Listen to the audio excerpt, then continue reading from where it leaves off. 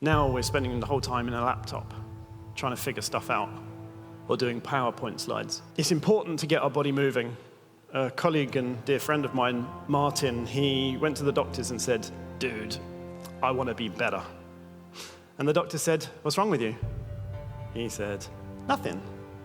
I just want to be better." He said, "Well, I can't find anything wrong." That indicates where the problem is right now. Because until something goes wrong, we don't know to do anything. Now, with a lot of these biohacking things, by looking at the data and tracking some of these things, you know before they go wrong what to do.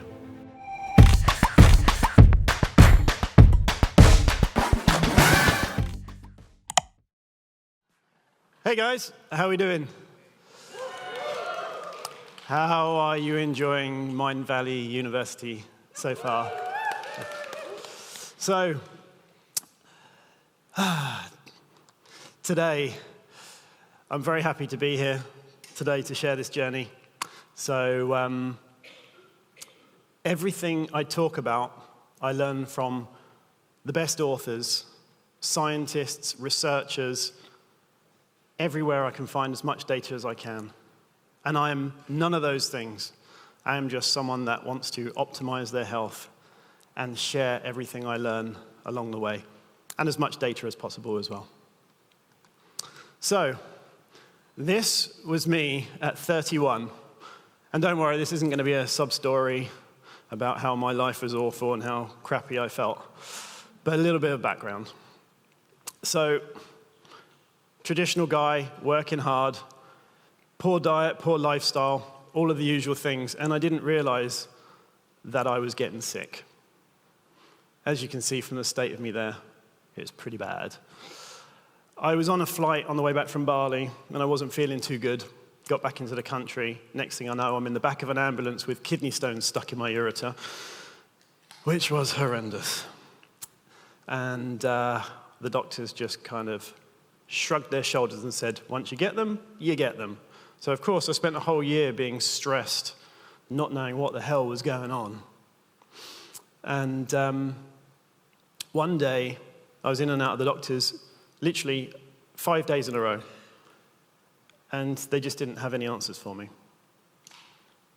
So I started researching, and seeing that I'd started and sold several companies, I like to think of things in strategies and working out a way to fix issues, one of which was myself.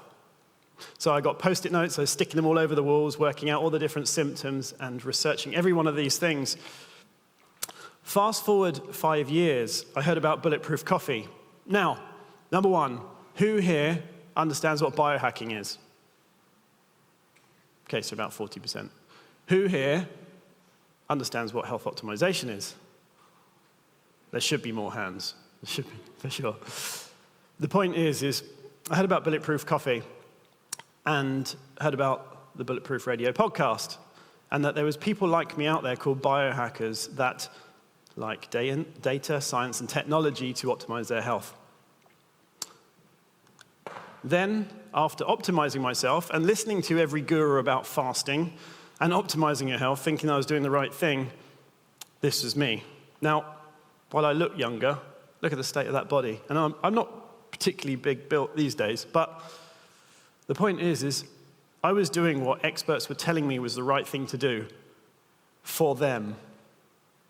And instead of getting healthier, which I did in some ways, in other ways I actually got sicker.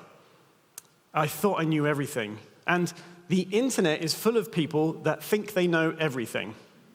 Oh, that didn't work for me, therefore you shouldn't do it.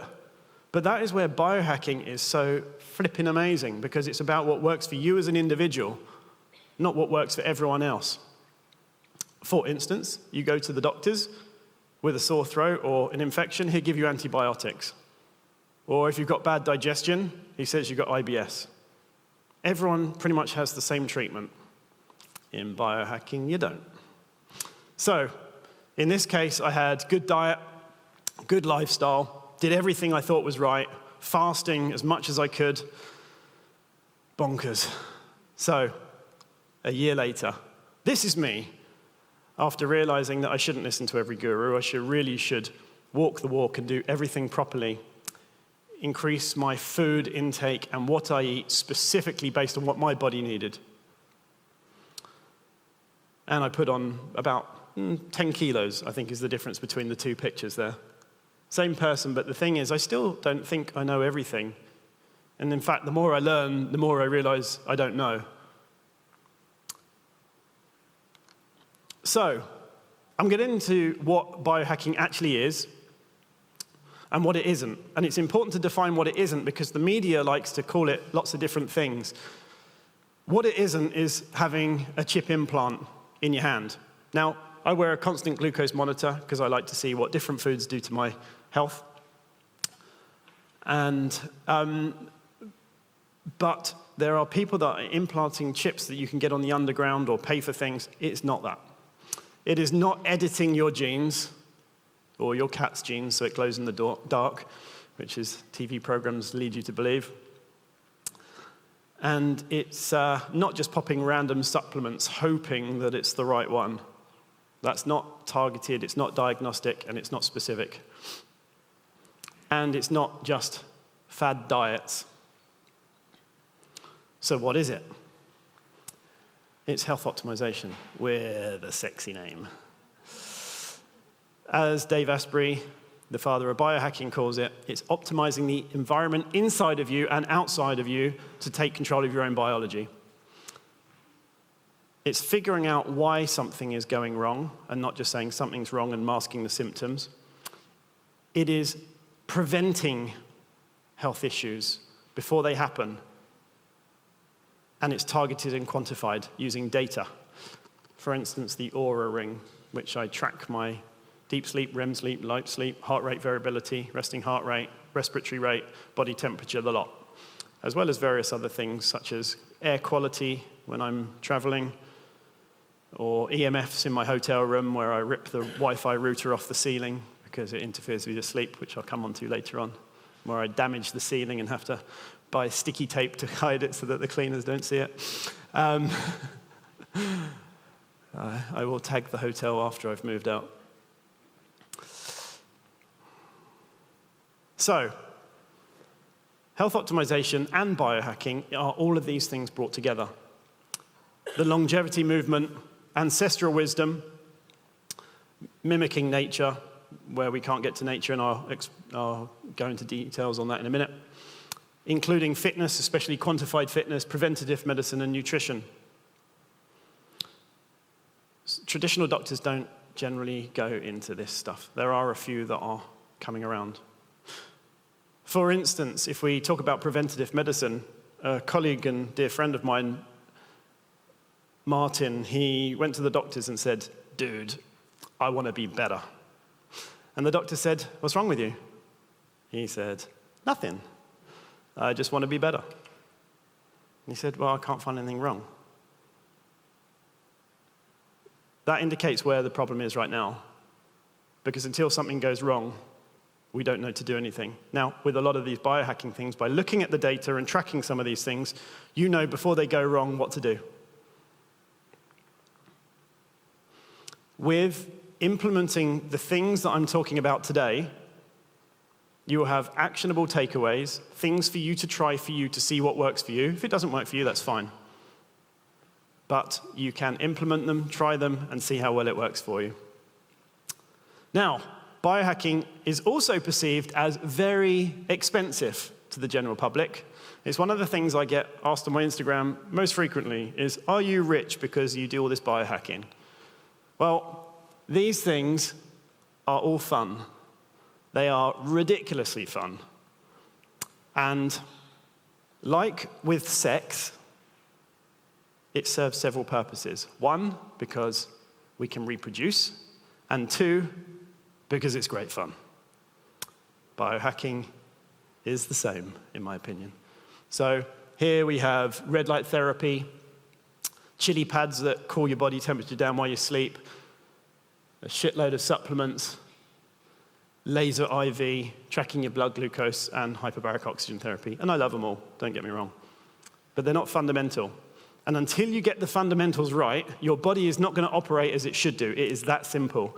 And by doing these things, you can optimize your health and performance by, I expect, around 80%. And these things will not get you 80% of the way. And it starts with these three areas, just these three areas: your mind, your body, and your environment. And I'll explain.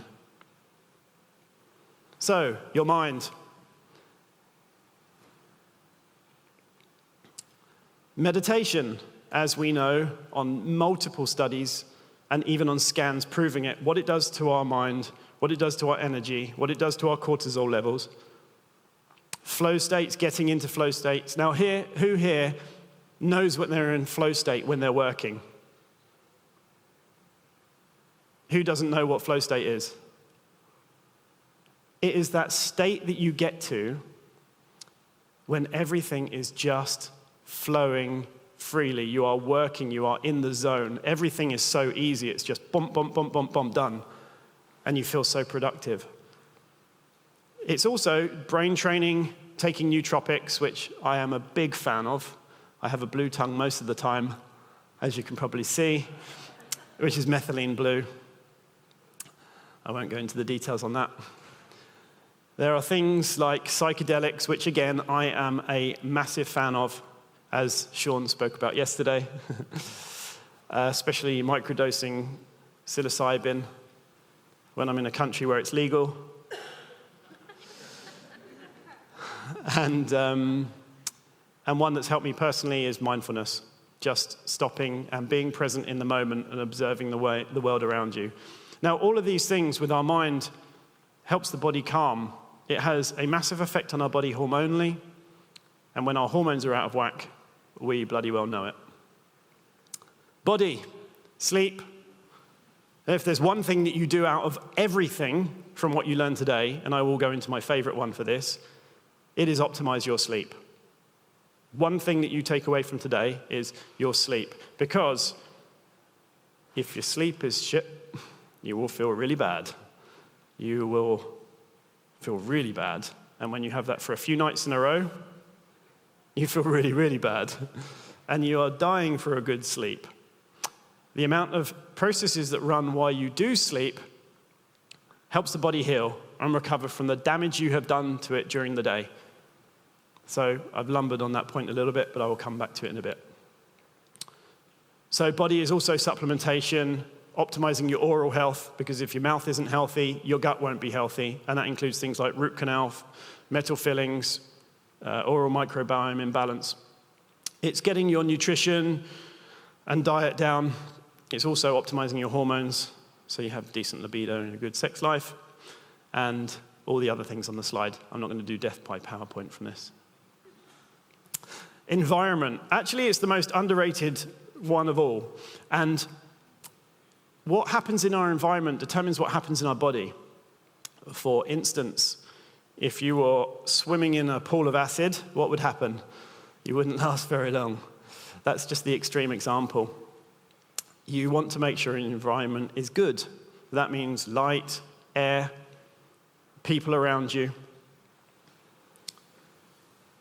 mold, EMFs.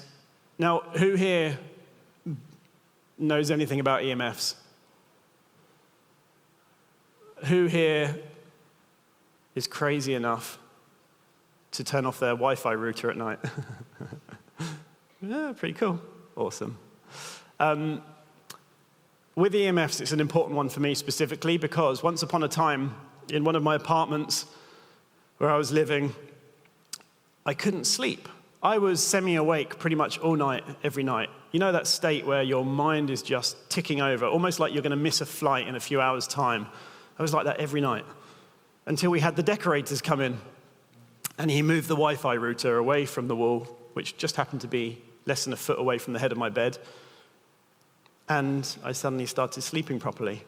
Now, this was 12, 13 years ago, before I even knew what biohacking was, and I was like, there's something in this. Now, today, when I share about EMFs, people say, this is BS, you don't know what you're talking about, it doesn't affect your health, the government would know better than telling us this stuff's safe. Test it for yourself, is all I say. So I turn my Wi-Fi router off at night. I turn pretty much every electrical device off in my house, and I measure the EMFs. In fact, I got an EMF reader here with me. I was going to demo it on stage, but I won't bother. Air quality is also important. I carry an air quality meter with me everywhere. It's called Altos. And one thing that I've noticed is when I yawn the most, or when I'm knackered, or when I'm out of flow state, the air quality on this device shows stupidly low. And the carbon dioxide in the air is stupidly high, such as when I fly. Carbon dioxide is triple of what it is at my home in London in a plane. And it's ridiculous.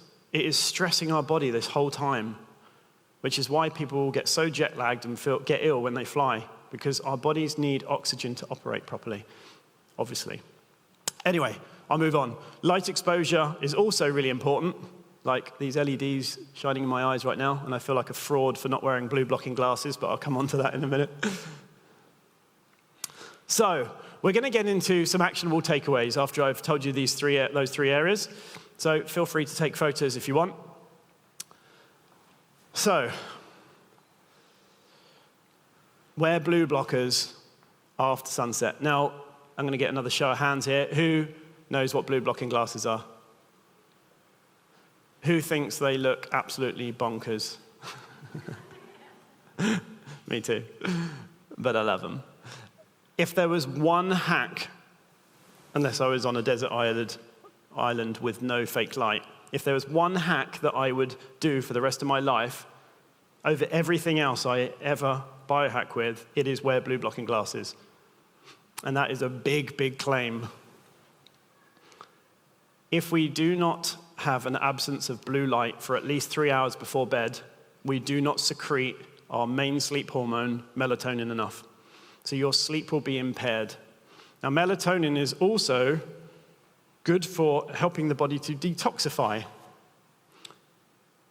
And so even if you have access to light, or you are looking at your phone before bed, or have household lights on with blue light on, your body will think it's around 1 p.m. in the afternoon. And why you will fall asleep, it's because you are exhausted. And when you track this with something like an Oura ring, you will see the difference from wearing a set of blue blockers for a week. I guarantee it. Some people are super light sensitive, and like years of sleep issues disappear when they start wearing blue blockers. You can get fancy ones, as always, for hundreds of pounds, or you can get some from Amazon for 30 quid, 30 euros, whatever. So if there's one thing you take from this talk, it is that. But if you haven't got those, turn off your screens and electronics, unplug your Wi-Fi, you'll sleep better for it. In fact, one guy I consulted with, he said the whole family has sleep issues, and I walked around his house with him on a Zoom call, and he had a Wi-Fi router under his bed and under his kid's bed. So, yeah, obviously they moved those pretty quickly, and it really helped. So another one is, who has plug sockets next to their bed, at the bed head, like next to the bedside table? Electricity runs through those wires, and when you measure it with an EMF device, it goes crazy. So when you're lying in bed and your bed head is next to the wall, your brain perceives a threat. And this has been measured in a recent study showing how the brain is actually active when you sleep if there's EMFs in the room. So my recommendation is to pull the bed 12 to 18 inches away from the wall. You will notice a difference very quickly. I'll give you one crazy example. My mum, lifelong migraine sufferer, been trying to nail it with everything we could. They got better and better and better. The final thing was pulling the bed away from the wall, 18 inches. Hasn't had a migraine since. It might work for them, might not work for you, but try it out, test it. So yeah, another thing is too many people sit and watch Netflix in bed. I'm guilty of that, but it's nearly always with something that helps you chill out. Because if you're watching something with war and violence, your body will perceive a threat and not want to relax. Air quality, open the window, get fresh air in. Again, since I've been tracking this over the last 12, 18 months, it's made a big difference to my sleep. My heart is significantly better rested. It's almost 10 beats a minute less than when I used to sleep with the window closed. And if you sleep with your partner in your room, the carbon dioxide levels in your bedroom will be super high. It's free. Open up your window, get some fresh air in. It's that simple. Temperature is also important, but it's not one that everyone can do something with if you don't have air conditioning. So, point 2, stay hydrated. You'd think staying hydrated is easy, right? Just drinking a glass of water a few times a day. Well, actually, drinking and hydrating are very different. Drinking serves 2 purposes. 1, to keep the blood liquid and flush out the toxins, and 2, to get minerals into the body. Now, while we get minerals into our bodies via food, a good source of it is via the water. So if you're drinking bottled water like Evian that are low in minerals, and the water industry knows the lower in minerals in the water, the more you need to drink to get those minerals. So you end up drinking more, and then you see everyone carrying around with the water bottle, getting more and more thirsty and drinking more and more water and peeing more and more. You can combat this by putting a little pinch of Celtic sea salt or sea salt into your water, every bottle you have. You'll find that your water consumption will go down probably around 30%, and you will pee a lot less. So if you are one of those people that pee frequently, and I was going 30 to 50 times a day when I was super ill, which is a nightmare and depressing, potassium, it helps you retain your water. So anyone here that goes to the toilet more than 7 or 8 times a day, maybe try supplementing with a tiny bit of potassium. You can thank me later. Don't drink tap water. Some countries have exceptions, such as certain areas of Germany, but generally it's pretty crap. It has hormones and antibiotics in, which then damage your gut and throw your hormones out, which can make you feel crap and help contribute to IBS. And do not drink water near your food, because that waters down your gastric juices and makes digestion harder. That means you get less nutrients from your food, including minerals, and the whole cycle continues. So, I'm going to skip on quite quickly from here. Natural light. Don't wake with your phone in your face, because it is fake light. It flickers. Your unconscious mind doesn't like it. Your body hates it. Wake up looking out the window, opening the window if possible, and getting full spectrum natural light. It doesn't have to be sunny. We still get natural light through clouds, otherwise it would be dark. If you can see sunset, awesome. Obviously it's not so easy when you're not in Spain or Greece or something like that. But at least see full spectrum light as much as you can and get your body exposed to as much natural light. Doesn't necessarily mean direct sunlight if you've got pale skin, and terms and conditions apply. So if you are deficient in vitamin D, that is a good indicator that you are light deficient. Does not mean that you are just vitamin D deficient. When sunlight hits our skin, it converts cholesterol into our hormones, one of which is vitamin D. It should actually be called hormone D. So if your vitamin D levels are low, it is indicative that you are low in sunlight or natural light. If you have darker skin and you live in the northern hemisphere, you probably almost definitely are.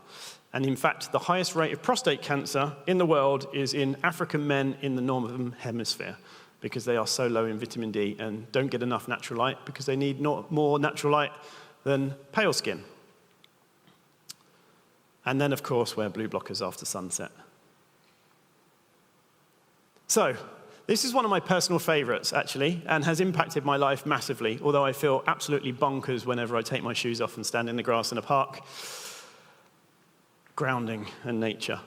We evolved without rubber shoes on our feet, and while they look cool, an important part of our electrical system comes from grounding, free electrons to be precise, and those free electrons come into our body and help balance our electrical system. It scavenges free radicals, which reduces inflammation. So it is nature's most powerful antioxidant. It's in abundance, it's free, and yet most people don't get their shoes off and ground. However, I think in the Mind Valley tribe, and in our one in London at the summit. This is more well known. So, show of hands, who gets their shoes off and grounds in the grass? That's a pretty good amount. I'm happy with this. At one talk I gave, I had one hand.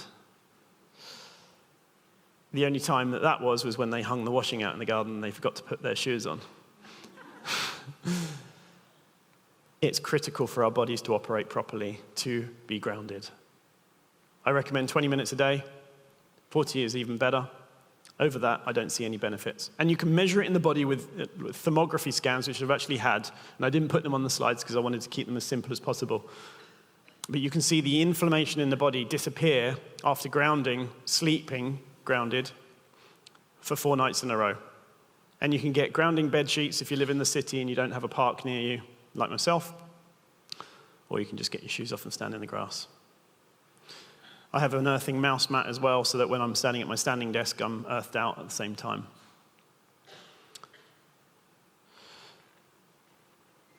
Breathing, again, another simple one. And I did call these fundamentals. It's basically a fancy word for basics. But breathing, again, is one of the most basic things that we have in our lives. In fact, we do it all day, every day, hopefully. And yet, most of us are really poor at it. Now, I heard about mouth taping, and nose breathing a few years back. And people that snore generally are more mouth breathers. You can also tell a mouth breather, opposed to a nose breather, often by the formation of their jaw. If we breathe through our nose, so many different processes happen in the body, including nitric oxide production, which helps with blood flow, which helps with cognition. In fact, when we nose breathe, it actually stimulates the brain. And yet we've become so lazy, we breathe through our mouth most of the times. I bet most of you now have gone, oh, crap, and start breathing through your nose. It's very basic, but you can force yourself to nose breathe by getting some surgical tape and putting it across your mouth. Now, I have got a picture again. I didn't include it in the slides because it looks a bit 50 Shades of Grey. And with my surname, I get a laugh. So, but if you do this for a few nights in a row, mouth tape, you will find that you automatically default to nose breathing. You find that if you wake with a dry mouth or headaches, a lot of these things resolve very, very quickly. It did for me. There are various ways to do your breathing. I like box breathing before bed, which is breathing in for 4 seconds, holding for 4 seconds, breathing out for 4 seconds, holding on the out for 4 seconds. And if you do this, it will actually help you fall asleep as well. It's very, very calming. It tricks the body into thinking it's in a relaxed state.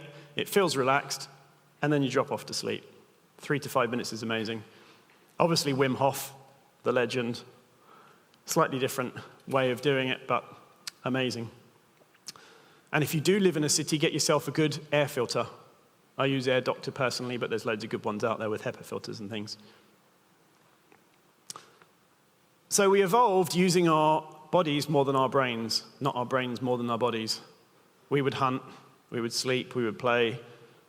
Now we're spending the whole time in a laptop trying to figure stuff out or doing PowerPoint slides. It's important to get our body moving. Take walking meetings, get a little trampoline or a rebounder next to your standing desk, get a standing desk. It helps your digestion, helps your mental clarity, and you don't become a couch potato. So the rule I have for myself is use my body as much as my mind. Now, while I'm not a massive gym fan, and I do push myself to do it, I do like stretching, rebounding, chin-ups, all the things that are easy that I can trip over around the house.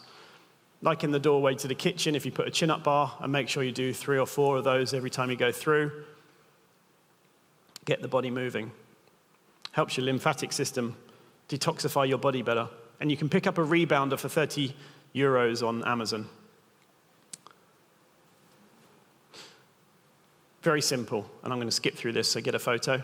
If you like, eat like our ancestors. That means the ingredients. Like, as Jamie Oliver says, real food doesn't have ingredients, it is the ingredients.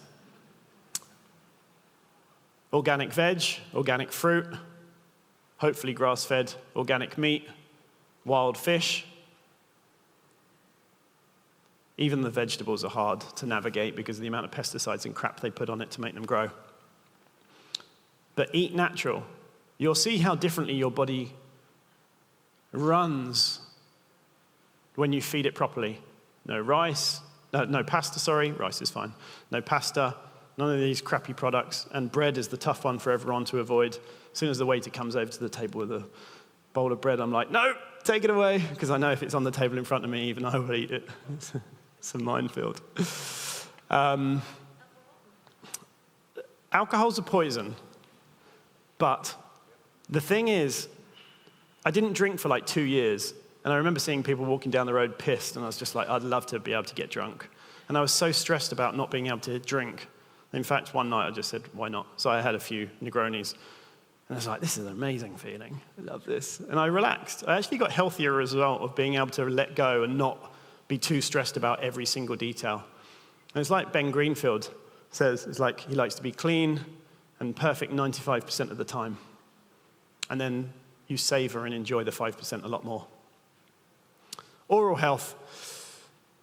Take a screenshot of this, or a photo, sorry. I really recommend the book It's All in Your Mouth by Dr. Dom Nitzschwitz, my very dear friend, German biohacker, biological dentist. Use a tongue scraper in the morning. If you've got metal fillings, get them gone. They cause so many issues. They cause cellular deficiencies. Oil pulling is nice and easy. Throw the mouthwash in the bin. It's poison. It kills your oral microbiome. Causes all sorts of issues. And of course, community and connection. The amazing people we have in our lives makes life so much easier, doesn't it? Like, who really enjoys coming to Mind Valley and hanging around with people that just get you? Right? Isn't it amazing? Versus that nightmare guy at work that you just can't get on with. Makes your life a nightmare. I don't have that. I did once. Community and connection. It's what makes us thrive. We're tribal creatures. Now, I heard a quote, it's on here, I think, yes, from Tim Ferriss once, which was, if 80% of your problems come from 20% of the people, you know what to do.